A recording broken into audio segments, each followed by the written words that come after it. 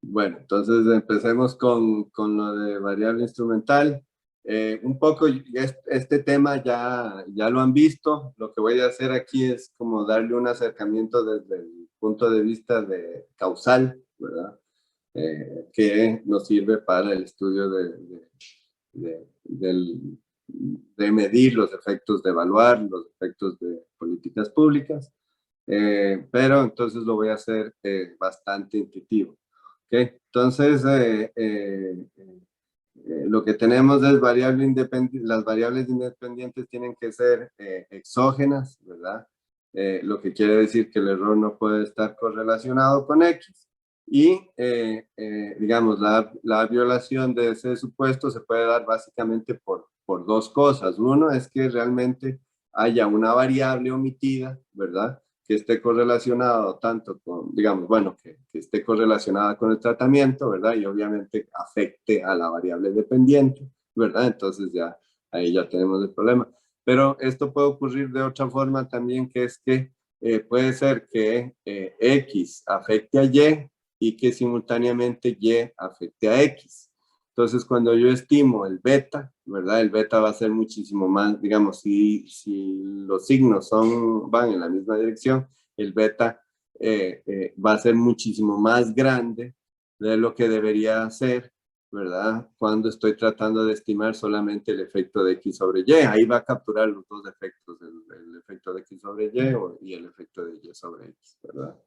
Entonces, eso es, entonces si yo como tomador de decisión muevo X, ¿verdad? Para esperar un cambio en Y muy grande no va a cambiar tanto, ¿verdad? Va a cambiar mucho menos porque el beta está inflado.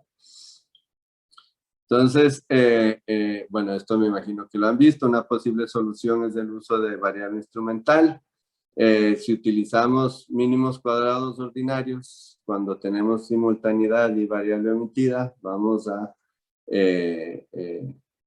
tener que la covarianza entre X y U es diferente de cero, ¿verdad? Entonces ya no podemos estimar en forma insesgada el coeficiente, que era uno de los supuestos básicos, ¿verdad? Sin embargo, todavía podríamos obtener estimadores no sesgados y consistentes del efecto de X, ¿verdad? El beta 1, X podríamos pensarla como una política pública, utilizando la variable instrumental. ¿Cómo? Digamos, ¿se acuerdan qué condiciones tienen que tener el instrumento para ser un buen instrumento?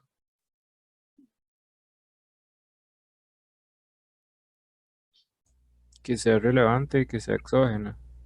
Exactamente. ¿Qué significa que sea relevante? Eso era que que la correlación, creo que fuera, ¿Sí? con X fuera distinta de cero. Y Que la la otra, correlación entre X y Y fuera diferente de cero, ¿verdad? ajá, Ah. ¿Y la otra? que no estuviera relacionada con los errores. Ajá. Entonces, digamos, aquí voy a cambiarle la dije X, voy a decir Z. Que sea relevante significa que Z y Y sea, no, que Z y Y no, que Z y X sea, que la correlación entre Z y X no sea cero, ¿verdad? Porque lo que necesito es asegurarme que X es la variable problemática, Z es el instrumento, entonces cada vez que Z se mueve, ¿verdad? Tiene que moverse X. Si no se mueve Z, si se mueve Z y X no se mueve, no me sirve de nada, ¿verdad? Y el otro que decía Jefferson es que Z, ¿verdad? Tiene que ahora que tener ese supuesto de identificación, que cuando dice exógeno, ¿verdad? Antes le pedíamos a X que tuviera ese el supuesto de identificación, que era que la correlación entre X y los errores fueran cero. Ahora necesito que la correlación entre Z y los errores sean cero. ¿Por qué? Porque si no son cero, cuando yo utilizo Z para estimar el efecto de X sobre Y como instrumento, ¿verdad? Voy a capturar esas otras cosas no observables y la estimación del coeficiente va a ser más grande de lo que debería de ser. ¿Ok? ¿Quedó claro? Ahí está, covarianza entre Z y X, que es el de relevancia, no puede ser 0, ¿verdad? Y la covarianza entre Z y X es igual. Entonces, relevancia y exogeneidad. Así es como les llamo. ¿Ok?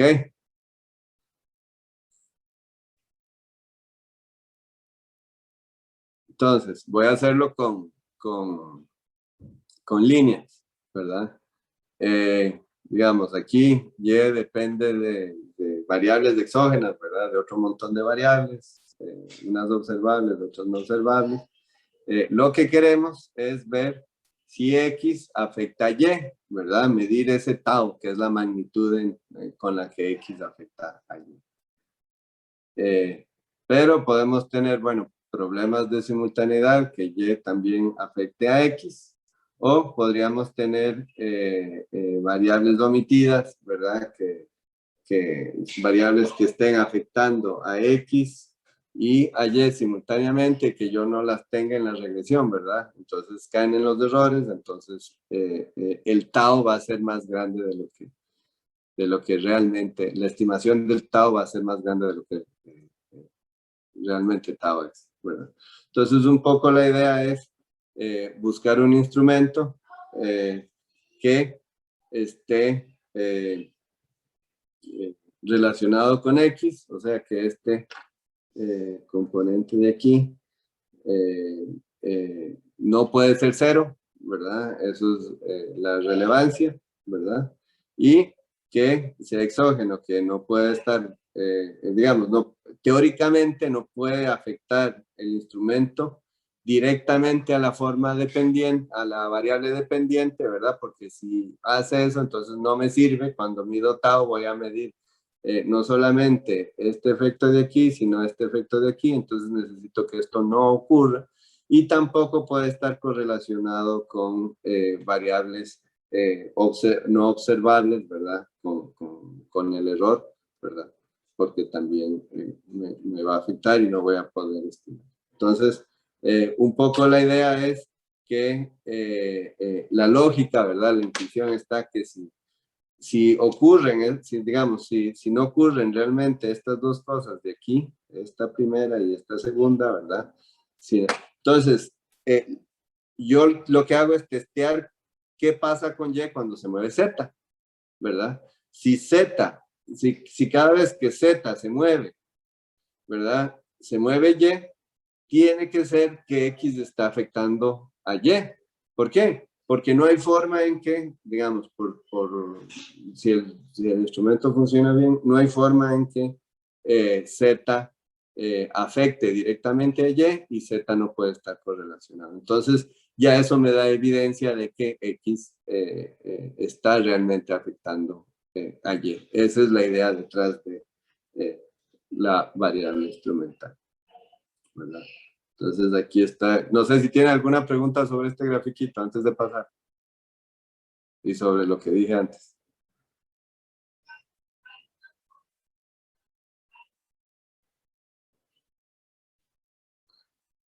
Si no tienen dudas, De mi parte dale. no, profe. ¿No? Ok.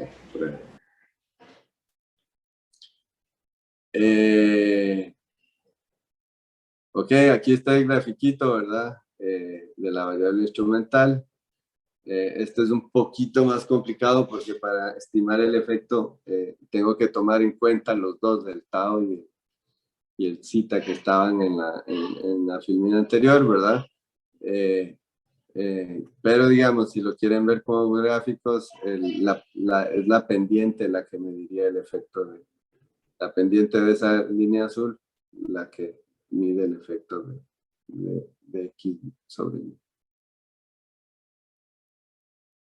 Okay. Entonces, con eso terminamos la parte de herramientas empíricas.